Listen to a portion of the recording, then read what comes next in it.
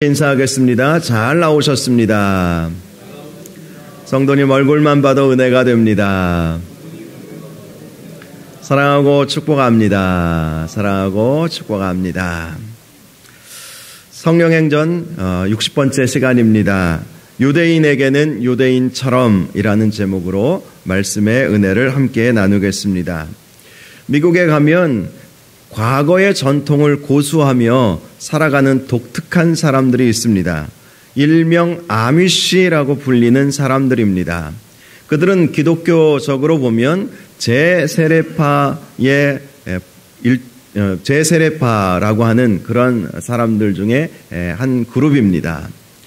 그들은 신앙 전통을 지키기 위해서 현대 문명을 거부하는 쪽을 택했습니다.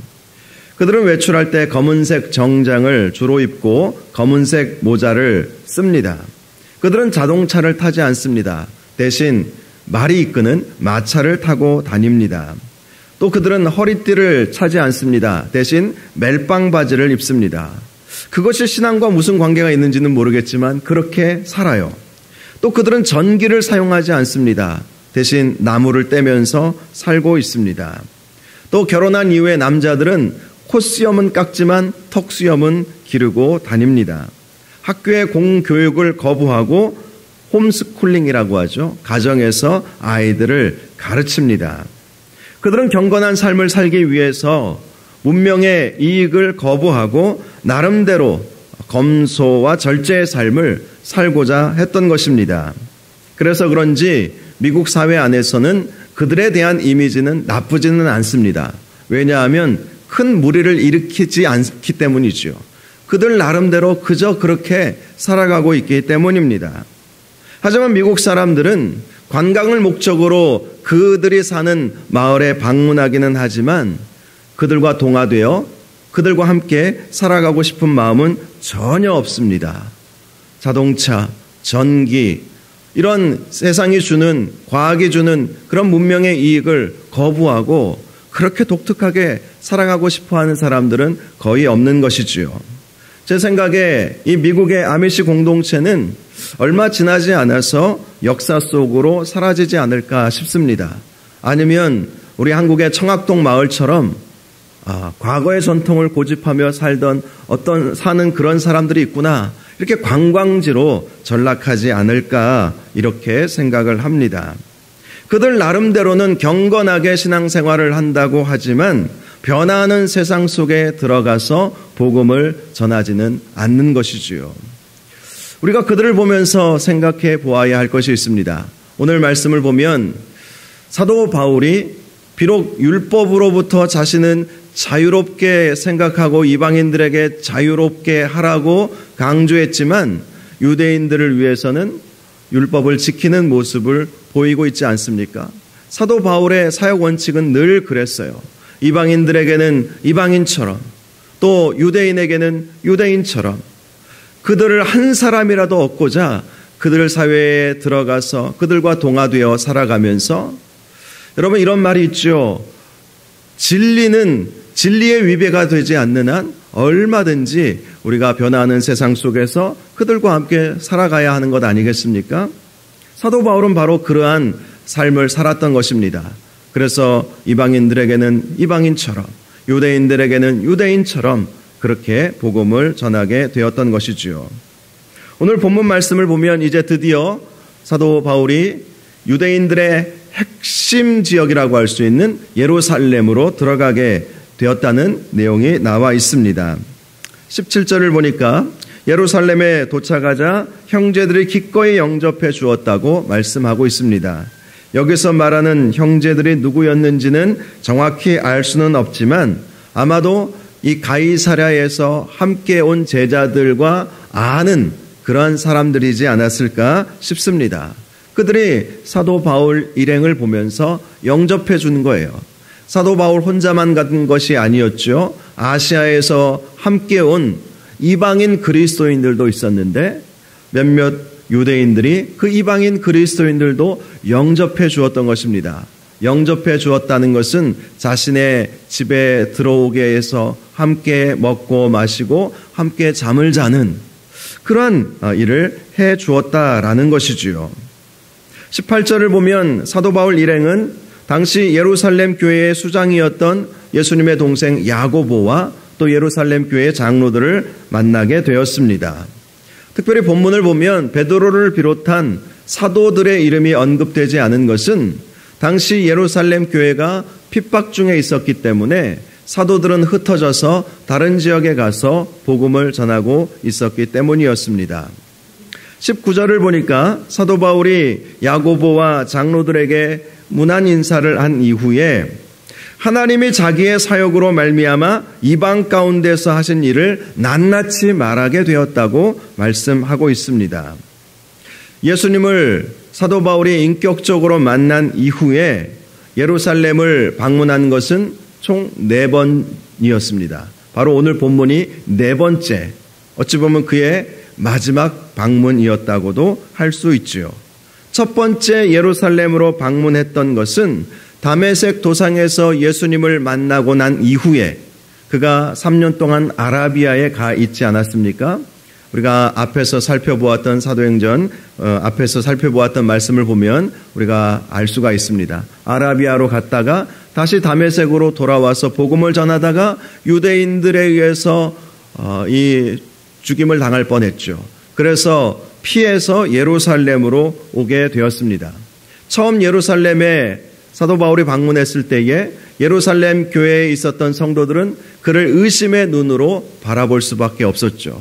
불과 몇 년 전까지만 해도 교회를 핍박했고 또 스데반 집사님을 순교하게 만드는 그 일의 주동자로 쓰여졌던 그 사울이 어느 날 갑자기 몇 년 만에 돌아오더니 예수 그리스도를 믿고 있다. 또 예수 그리스도를 전하는 사람이 되었다라고 하니 그 누가 믿을 수 있었겠습니까? 그런데 그때 중재자의 역할을 해주었던 사람이 바로 바나바였지요. 바나바를 통해서 사도 바울이 어떻게 예수 그리스도를 믿게 됐고 또 어떠한 믿음의 체험을 하게 되었는지 사도들에게 소개해 주므로 당시 사도 바울은 예루살렘 교회로부터 인정을 받을 수 있게 되었던 것입니다. 두 번째 방문은 사도 바울이 바나바와 함께 안디옥 교회를 섬기고 있었을 때에 예루살렘 지역에 큰 흉년이 일어나게 되었습니다. 그래서 안디옥 교회 성도들의 구제헌금을 모아서 바울과 바나바가 함께 예루살렘에 방문하게 되었던 일이 있었지요. 그리고 세 번째 방문은 사도 바울과 바나바가 안디옥 교회의 파송을 받아서 1차 선교 여행을 마친 이후였습니다. 1차 선교 여행을 마치고 나니까 예루살렘 교회에서는 이런 소문이 돌았어요. 이방인들이 예수 믿게 되었는데 그들은 우리가 지키는 율법을 지키지 않는다. 이 문제를 어떻게 바라보아야 할 것인지에 대한 활발한 논쟁이 벌어지게 되었던 것입니다. 심지어는 어떤 사람들은 안디옥까지 와서 너희들 율법 지키지 않으면 예수 믿는 거 아니야. 율법 안 지키면 구원 못 받아라고 말하는 사람들이 생겨나게 되었던 것이죠. 그래서 바울과 바나바가 그 문제를 해결하기 위해서 세 번째로 예루살렘에 방문하게 되었던 것입니다. 그리고 오늘 본문이 바로 사도 바울이 2차 선교여행, 3차 선교여행을 다 끝내고 이제 예루살렘으로 방문한 네 번째였습니다. 세 번째 방문과 네 번째 방문의 시간적인 차이는 적어도 15년에서 20년 사이는 되었을 거예요. 그동안 사도 바울은 예루살렘에 방문할 시간적인 여유가 없었죠. 왜냐하면 기회가 되는 대로 계속해서 여러 지역들을 돌아다니면서 소아시아와 또 유럽 지역에 가서 복음을 전하고 또 고린도에서는 1년 6개월 또 에베소에서는 3년 이상 시간을 보냈기 때문에 예루살렘에 갈 상황이 전혀 되지 않았죠. 그러다가 이제 예루살렘에 방문하게 되었던 것입니다. 그래서 야고보와 장로들에게 그동안 15년에서 20년 사이 동안에 하나님께서 자신을 통해서 어떠한 역사들을 일으켜 주셨는지, 특별히 이방인들에게 어떻게 복음이 전해지게 되었고 얼마나 많은 교회들이 이방인 지역에 세워지게 되었는지를 낱낱이 말하게 되었던 것입니다. 20절을 보면 그 이야기를 듣고 하나님께 모두가 영광을 올려드리게 되었습니다. 특별히 사도 바울이 이 야고보와 장로들에게 증거했던 것은 하나님이 어떻게 하셨는가에 대한 부분이었습니다. 내가 무엇을 했느냐라는 부분이 아니라 하나님께서 어떻게 하셨는가, 하나님께서 나를 통해서 어떠한 역사들을 이루어 주셨는가에 주안점이 있었기 때문에 그 선교 보고를 듣고 모두 다 하나님께 영광을 올려드리게 되었던 것입니다. 그런데 문제가 하나 있었습니다. 야고보는 그 문제를 바울에게 말해 주었습니다. 20절 하반절을 보면 형제여 그대도 보는 바에 유대인 중에 믿는 자 수만 명이 있으니 다 율법의 열성을 가진 자라. 이런 말씀을 해주고 있습니다. 예루살렘 교회에는 수많은 핍박에도 불구하고 수만 명이나 부흥하는 놀라운 은혜의 역사가 있게 되었던 것입니다. 그런데 그들은 다 율법의 열성을 가진 자들이었다는 것입니다. 그들이 율법의 열성을 가졌다는 것은 그들이 예수님을 믿는 일과 함께 율법을 지키는 일에도 열성을 다했다는 의미인 것이죠. 아무래도 유대인들에게 있어서는 율법을 지켜 행하는 것은 믿음의 기준과도 같았습니다. 하나님을 믿는 성도라면 율법을 지켜 행하는 것은 마땅한 일이었죠. 당시 초대교회는 예수 그리스도를 함께 믿었지만 여호와를 믿는 그 신앙도 함께 갖고 있지 않았습니까? 하나님께서 예수 그리스도를 우리에게 보내주셔서 예수 그리스도를 믿고 구원받을 수 있도록 우리 주님께서, 우리 하나님께서 만들어 주셨으니 그들은 기독교와 유대교의 구분이 없었죠. 유대교라는 틀 안에서 구약 성경이라고 하는 그 틀 안에서 그들은 예수 그리스도를 믿고 있었기에 예수 믿음과 동시에 율법도 더 열심히 지키려고 하는 경향들이 나타났던 것입니다. 그런데 그들이 그렇게 율법을 지키면서 예수님을 믿는 것까지는 좋은데 사도 바울을 오해하기 시작한 것이지요. 유대인들만이 아니라 이방인들도 예수 믿는 사람들이 생겨나게 됐는데 그 중심에는 사도 바울이 있다는 사실을 이들은 다 알고 있었습니다. 그런데 그들이 오해했던 것은 사도 바울은 모세를 배반한 사람이다. 모세를 배반했다는 것은 율법을 거부했다라는 의미를 가지고 있는 것이죠. 또 자기 아들들에게 유대인들은 태어나면 8일 만에 할례를 행하지 않습니까? 그런데 할례를 행하지 말라고 그렇게 말하고 있다. 물론 당시 유대인 그리스도인들은 이방인들은 예외로 해 주었습니다. 이방인들은 이방인 나름대로의 신앙 방식이 있고 유대인은 유대인 나름대로의 신앙 방식이 있기에 이방인들은 예루살렘 교회가 결정해 준 것이 있잖아요. 목매어 죽인 것, 피와 또 음행과 우상의 제물은 멀리하라.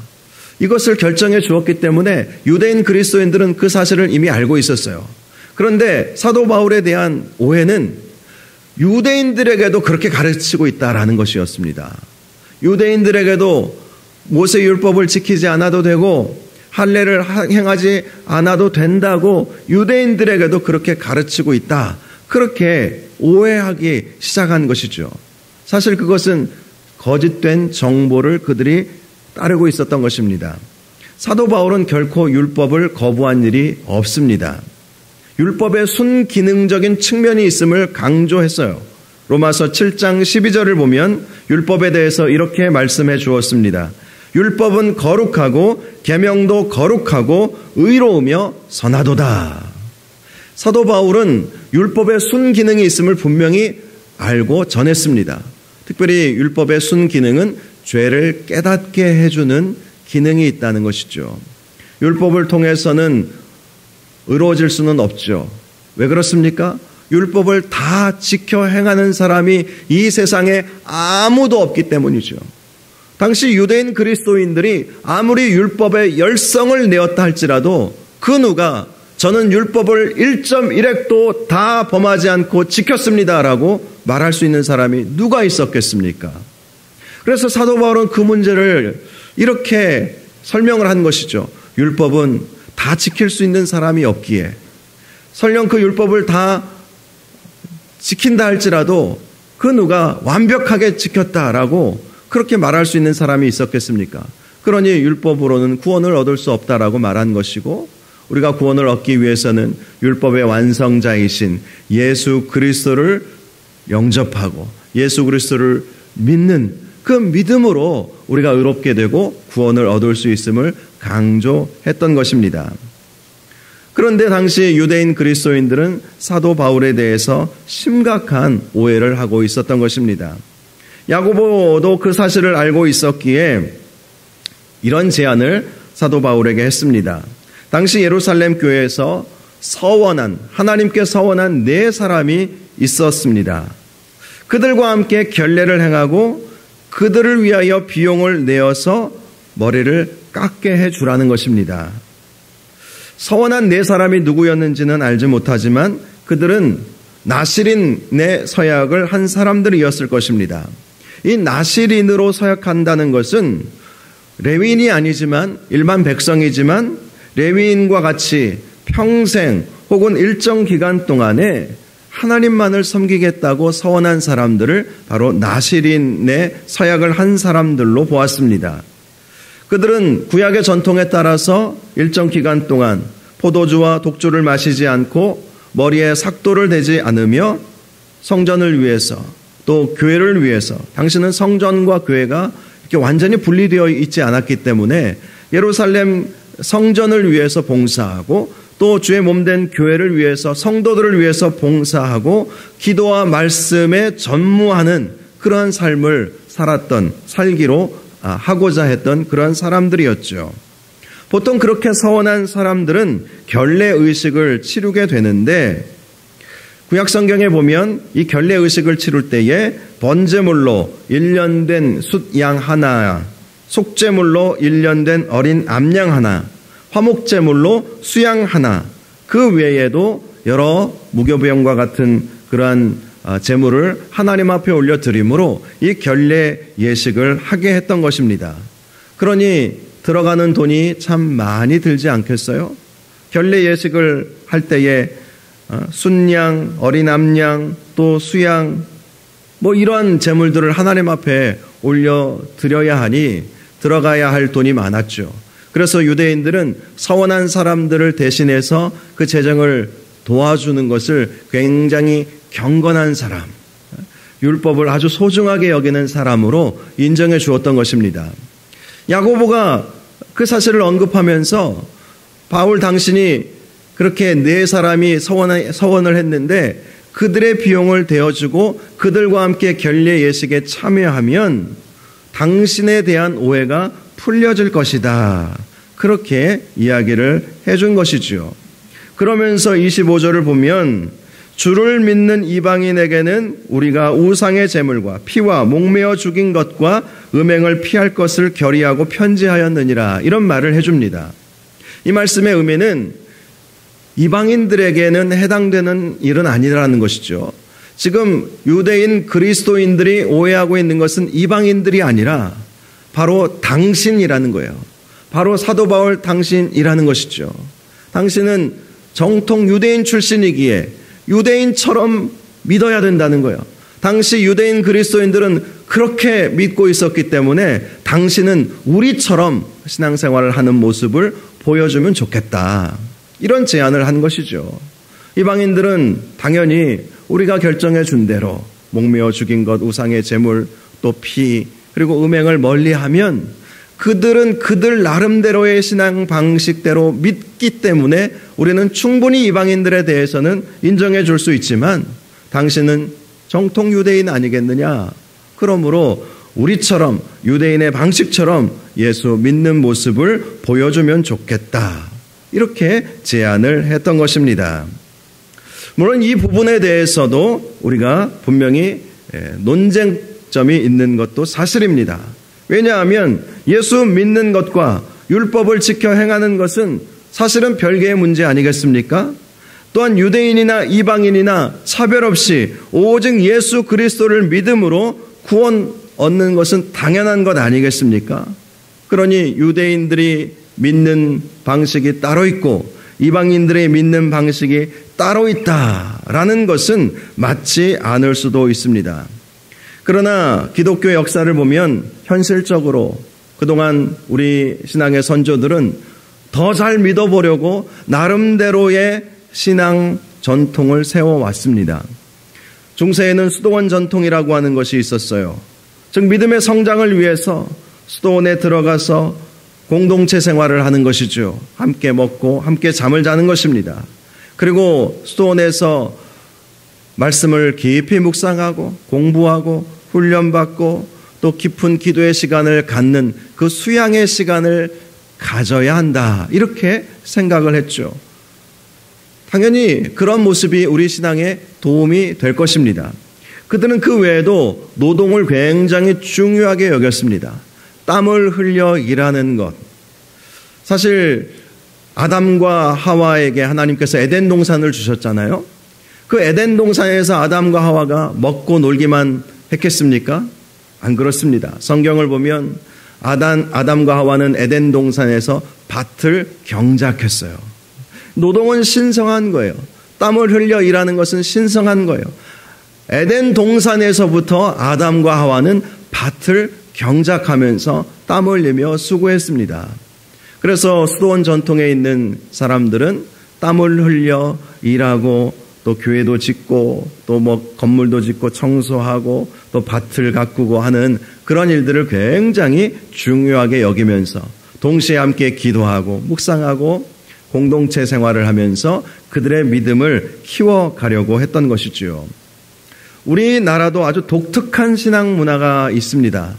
외국 선교사님들이나 외국 목사님들이 한국교회에 방문하면 놀라는 것들이 있죠. 특별히 새벽 기도를 하는 것, 또 기도할 때는 가만히 안 하고 온몸을 막 흔들면서 막 통성으로 간절히 그렇게 기도하지 않습니까? 서양 사람들에게 있어서는 그렇게 기도하는 것이 익숙하지 않아요. 제가 미국에서 공부할 때 미국 분들이 주로 어떻게 기도하나, 간절히 기도할 때는 어떻게 기도하나 가만히 보니까 눈을 감고 이렇게 하더라고요. 이렇게 팔을 꼬고 저렇게 해서 기도가 되나 이런 생각이 사실은 들었어요. 그런데 그렇게 기도하면서 주님의 음성을 듣고 또 그렇게 기도하면서도 어떤 신앙의 깊이 있는 어떤 지점까지 가는 것을 경험하기도 했습니다. 미국의 교회도요, 흑인교회, 백인교회, 또 남미 출신의 히스패닉 교회의 신앙적인 분위기가 참 많이 달라요. 그들이 생각하고 있는 경건의 모습이 서로 다른 것을 볼 수가 있습니다. 그런 관점에서 생각해 보면 오늘 본문의 상황을 충분히 이해할 수도 있지 않겠습니까? 사도 바울도 사실은 이방인과 유대인의 차별이 없다는 것을 알고 있었지만 유대인들이 자기 나름대로 어떻게 하면 예수님을 더 잘 믿을 수 있을까라고 생각하면서 율법도 잘 지켜서 그렇게 믿음 생활을 하면 그것이 믿음 생활에 도움이 되고 그것이 잘 믿는 것이다. 물론 거기에 대해서 우리가 판단할 수는 있지만 진리의 위배가 되지 않는 한 또 용인할 수도 있는 문제 아니겠어요? 사도 바울도 얼마든지 논쟁할 수도 있었을 거예요. 결례의식을 행하는 사람들의 돈을 대어주고 너도 율법을 잘 지켜 행하는 사람인 것처럼 보여주면 좋겠다라는 야고보의 제안을 나는 그렇게 가식적으로 할 수 없다라고 반발할 수도 있지 않았겠습니까? 그런데 바울은 충분히 유대인들의 마음을 생각을 이해했던 것이죠. 그들의 마음, 그들이 그동안 신앙생활, 예수님께서 당시 사도 바울은 나이가 60이 넘어가는 그 시점이었거든요. 그리고 예수님께서는 30년 전에 이제 십자가에 달려 돌아가시고 승천하시고 30년 동안 나름대로 유대인들이 신앙생활을 하면서 나름대로 가지고 있었던 그런 관습, 전통 30년이면 굉장히 오랜 기간입니다. 짧지 않습니다. 한 교회가요 30년 동안 지내오면서 가지고 있었던 그 전통과 관습 깨는 것은 정말 쉽지 않아요. 후임 목사님이 와가지고 30년 동안 해왔던 그러한 어떤 신앙 예배 스타일이라든지 어떤 여러 가지 그러한 교회가 해왔던 그러한 모습들을 하나하나 바꾸어 가는 것도 쉽지 않더라고요. 저의 이야기를 드리는 것이 아니라 많은 목사님들, 친구 목사님들 말씀을 들어보면 그런 것을 느끼기도 합니다. 어떤 분은 말씀하시잖아요. 이 피아노가 이쪽으로 옮기는 것이 진리의 문제가 됩니까? 물론 성가대석이 있기 때문에 여기로 옮기는 것은 쉽지 않겠죠. 또 옮길 필요도 없겠죠. 그런데 만약에 이곳이 쭉 이렇게 넓은 이런 강대상이라고 생각하면 피아노가 여기 있거나 큰 문제가 되지 않죠. 그런데 피아노 옮기는 것으로 인해서 교회가 분쟁이 일어나는 거예요. 지금 우리 예배 같은 경우도 드럼이 여기 있고 뭐 신디가 여기 있고 하지만 어떤 교회는 목사님 뒤에 이렇게 악기들을 배치하는 교회들이 요즘에 현대 교회들이 많아졌어요. 그런데 그것을 좋게 보는 분들도 있지만 야 어떻게 목사님 뒤에 이렇게 뭐 악기들을 세팅해 놓을 수가 있는가 이렇게 생각하는 사람들도 분명히 있겠죠. 그것이 사실 진리의 문제는 아님에도 불구하고 그동안의 관습, 전통 이것이 깨지는 것에 대한 어떤 두려움 그렇게 함으로 인해서 내 믿음이 약해지는 것은 아닌가라는 그런 생각들이 사실은 우리의 현실 속에서 있다는 거예요. 자, 그렇다면 우리가 이 문제를 어떻게 바라보아야 할 것인가?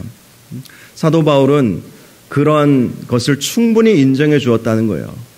유대인에게는 유대인에게로, 유대인처럼, 이방인에게는 이방인처럼 그렇게 어찌 보면 뭐 카멜레온인가 뭐라고 그렇게 생각할 수 있을 정도로 아주 유동성을 가지고 사도 바울은 어찌 되었던 한 사람이라도 더 얻고자 하는 마음으로 그렇게 자신의 모습을 바꾸어 갔다는 것을 알 수가 있습니다. 사도 바울의 이러한 모습은요, 고린도전서 9장 20절과 21절을 보면 정확히 나타나 있는데요. 이렇게 말씀합니다. 유대인들에게 내가 유대인과 같이 된 것은 유대인들을 얻고자 하며, 유대인들을 얻고자 하기 위해서 유대인들에게는 나는 유대인처럼 되고자 했다라는 거예요. 율법 아래에 있는 자들에게는 내가 율법 아래에 있지 아니하나 율법 아래에 있는 자같이 된 것은 율법 아래에 있는 자들을 얻고자 하며, 자기는 율법 아래에 있지 않습니다. 그런데 율법 아래에 있는 자들을 얻고자 율법 아래에 있는 자와 같이 되었다라는 말씀을 해주고 있습니다. 또 내가 하나님께는 율법 없는 자가 아니요 도리어 그리스도의 율법 아래에 있는 자이나 율법 없는 자와 같이 된 것은 율법 없는 자들을 얻고자 함이라. 율법 없는 자들은 이방인들을 말하는 것이죠. 이방인들을, 율법 없는 자들을 얻고자 하기 위해서 나는 율법 없는 자와 같이 되었다. 이렇게 말씀을 하고 있는 것입니다.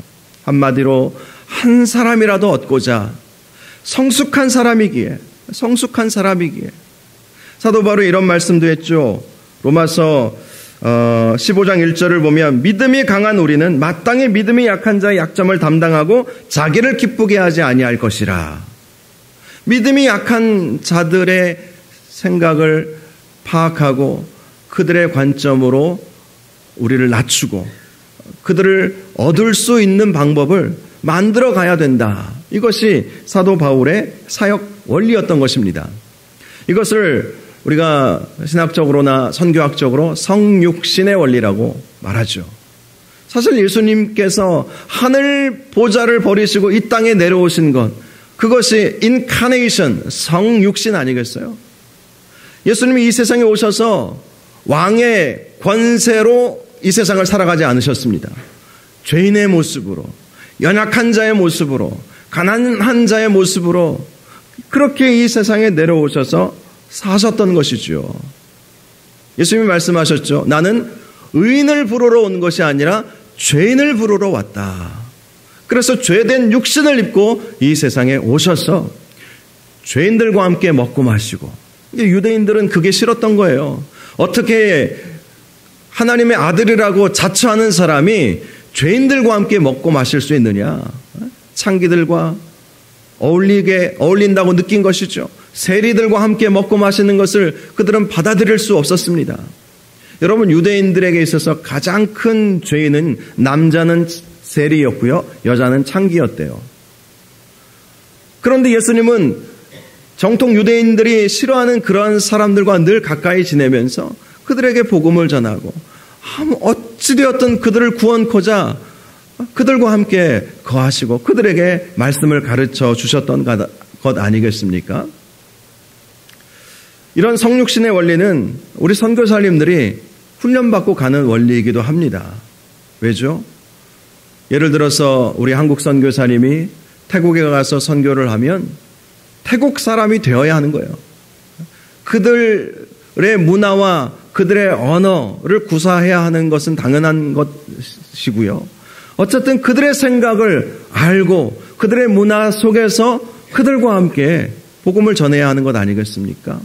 옛날 구한말 시대에 우리나라에 오셨던 선교사님들 옛날 사진들 보면 참 재밌는 사진들이 참 많아요.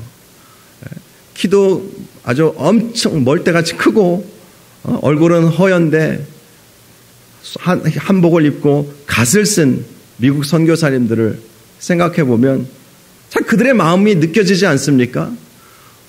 그들은 분명히 외국 사람이에요.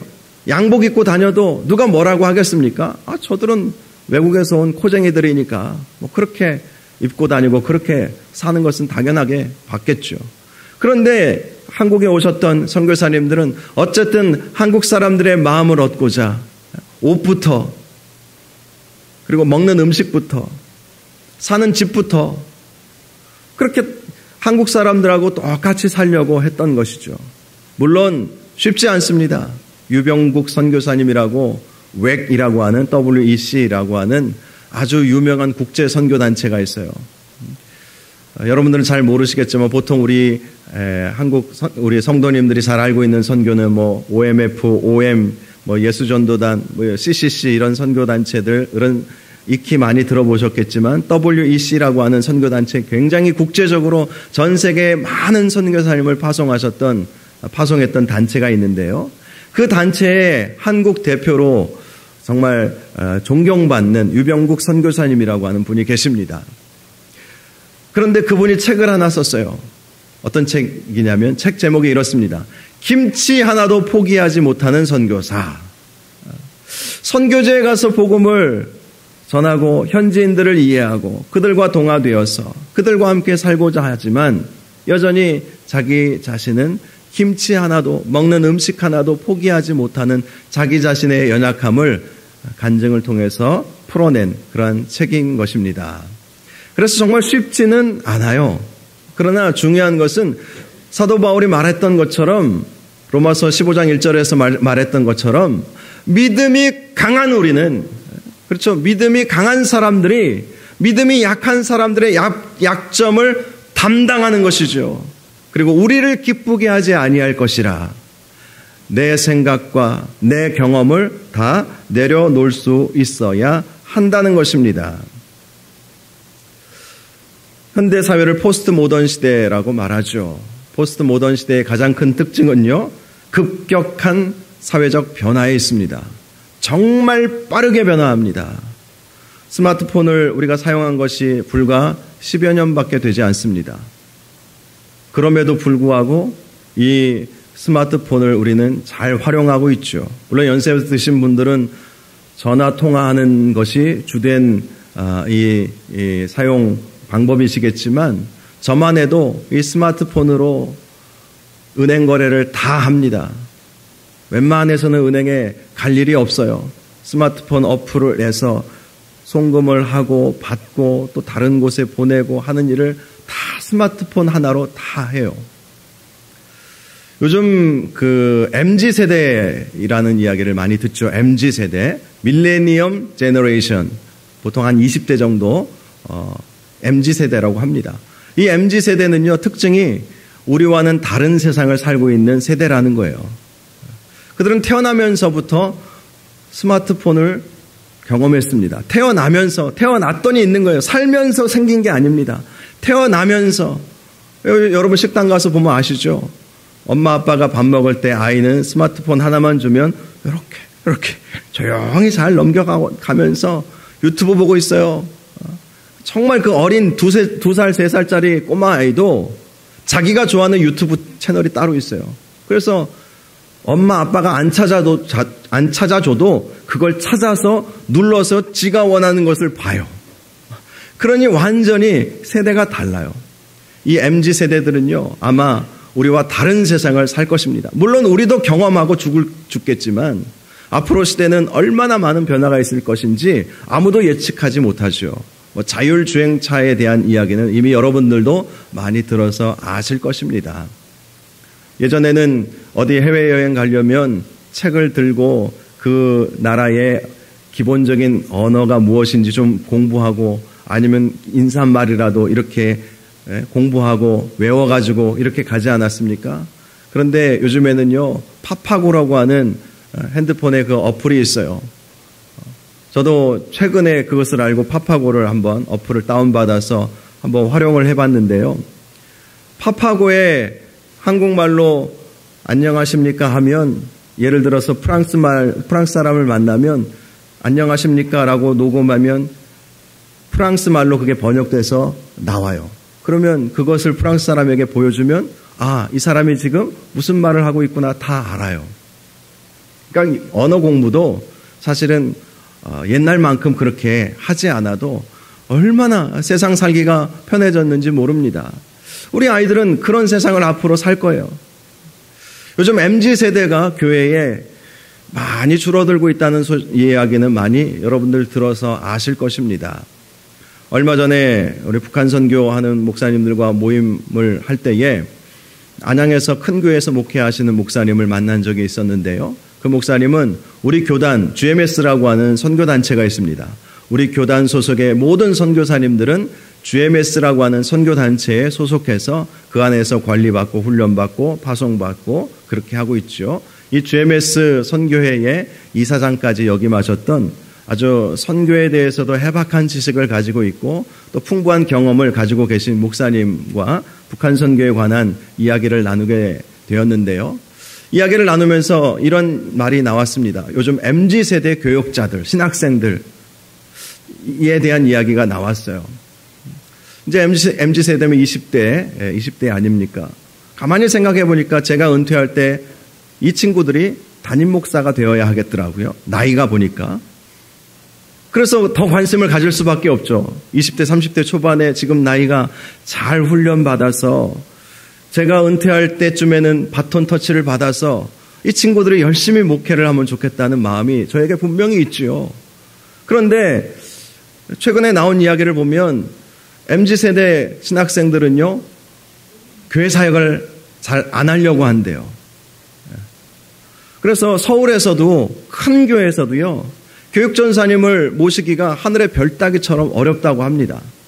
제가 처음에 부정적으로 그 목사님께 말씀을 드렸어요. 요즘 MZ세대의 헌신도가 우리 세대보다는 좀 떨어지는 것 같습니다. 사실 저도 저보다 연배가 많으신 분들이 볼 때에 참 헌신도가 약하다는 평가를 듣고 저도 자라왔거든요. 왜냐하면 그분들이 저를 보았을 때 저 같은 세대는 X세대였습니다. 들어보셨습니까? X세대. 그러니까 80년대 후반, 90년대 초반 이 학번 70년을 전후로 60년대 후반과 70년대 초중반에 있는 그러한 연도생들은 X세대였습니다. X세대. 도무지 이해할 수 없는 세대라고. 저희들을 바라보면서 저도 이제 50대 초반이잖아요. 어른들이 저희들을 보면서 도무지 이해할 수 없는 X, 뭘 해도 안 되는 세대, 이게 X세대입니다. 그런데 제가 볼 때 지금 MZ세대가 이건 것 같아요. 그래서 요즘 MZ세대의 그 문제들이 참 많은 것 같다고 말씀을 드렸더니 그 목사님은 저보다도 한참 윗세대죠. 이제 2, 3년 있으면 은퇴하시는 이제 70이 다 되신 목사님이신데 저 목사님 그렇게만 생각하지 마십시오. 이렇게 말씀을 하시더라고요. 그러면서 왜 MZ세대들이 공부는 열심히 하고 신학 공부는 열심히 하는데 기존 교회에 들어가려고 하지 않는지 아십니까? MZ세대들을 품지를 못하기 때문에 이 젊은 교역자들이 차라리 학교 다닐 때는 열심히 공부하고 그리고 개척을 하겠다는 거예요. 기존 기성교회는 들어가면 도무지 이해할 수 없는 일들을 많이 시키니까, 그러니까 기존 교회, 아예 큰 교회 같으면 그래도 자기의 스펙을 위해서라도 가겠지만 2,000명, 3,000명 이 정도 사이즈만 해도 안 간다는 거예요. 이번에 정전 70주년 평화축제를 최종 책임을 지셨던 목사님이 일산 광림교회 박동찬 목사님이라는 분이 계십니다. 그분이 총책임을 맡으셨어요. 나이는 저보다 10살 많으신 62년생이시더라고요. 근데 이분이 얼마 전에 저에게 하시는 말씀이, 자기 교회 교역자들은, 젊은 교역자들은 갑자기 찾아와서 목사님 저 다음 주부터 사임하겠습니다 이런다는 거예요. 사실 우리는 연말까지는 그래도 버티다가 힘들어도 연말까지는 버티다가 연말에 가서 목사님께 말씀드리고 사역제를 옮기든 다른 일을 하든 그렇지 않겠습니까? 그런데 갑자기 다음 주에 그만두겠다는 거예요.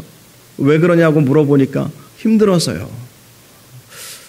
이해가 안 되는 것이죠. 이해가 안 되는 거예요. 저도 이해가 안 되고 그 목사님도 이해가 안 되고 여러분들도 이해가 안 되실 거예요. 아마 은혜도 안 될 거예요. 세상에. 그러면서 왜 신학교는 갔냐고 그렇게 생각할 수가 있죠.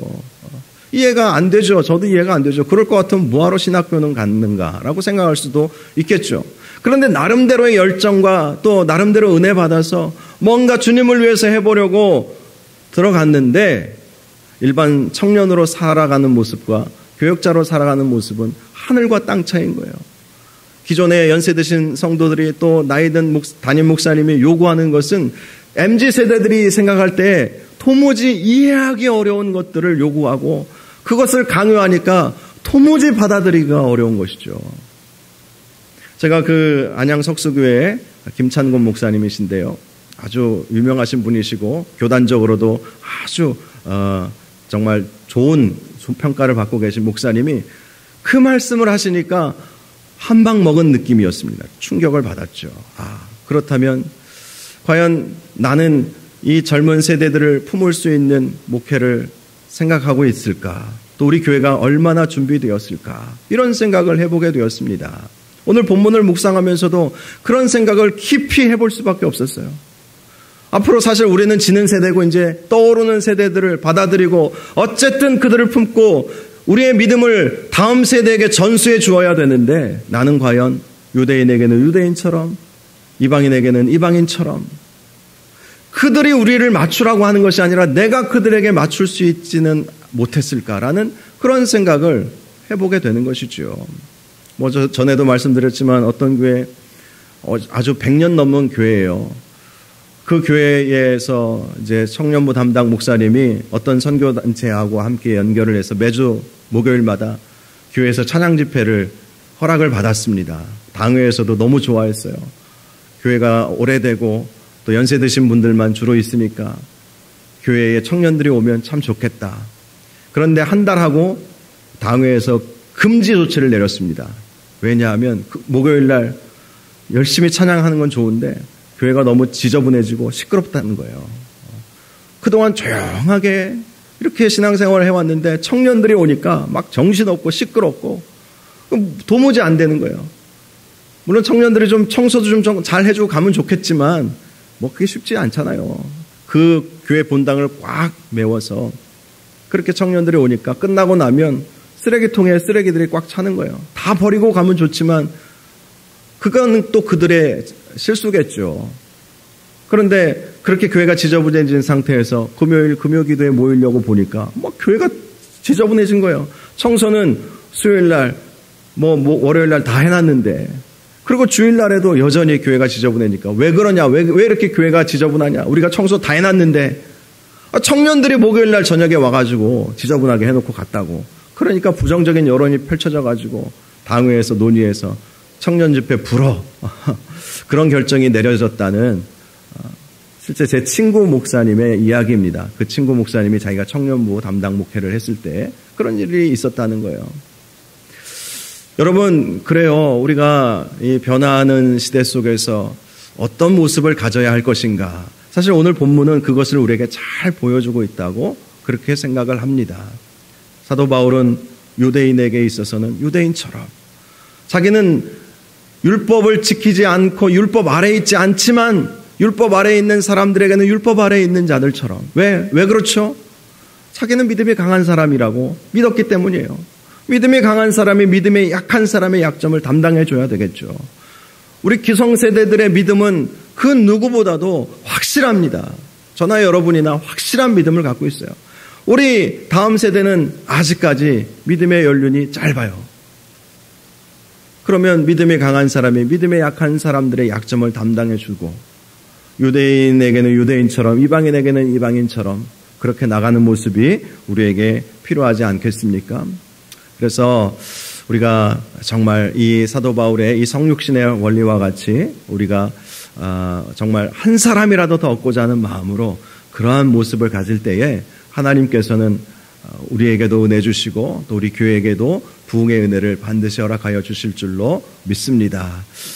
그런 모습으로 우리가 좀 유동적으로 좀 넓은 마음으로 신앙생활을 하시는 저와 여러분들 되시기를 주님의 이름으로 축복합니다. 이 시간 우리 함께 찬양하겠습니다. 아무것도 두려워 말라라는 제목의 찬양입니다. 제가 이 찬양을 고른 이유는 사실 변화를 꺼려하는 것은 그 이면에는 두려움이 있기 때문입니다. 두려움. 그러나 결국 역사는 하나님께서 주관하세요. 수천 년 전에 소크라테스가 한 말이 있지 않습니까? 요즘 젊은 것들은 이해할 수 없다고. 수천 년 전에 소크라테스가 그 시대의 젊은 사람들을 이해 못한다고 하는 그것은 불변의 진리예요. 결국은 믿음이 강한 사람이 두려움 갖지 말고 하나님을 바라보고 하나님께서 하실 것이다. 하나님께서 하실 것이다. 그런 마음을 갖는 것이 굉장히 중요하지 않겠나 싶습니다. 우리 함께 이 찬양 부르고 함께 기도하는 시간을 갖겠습니다.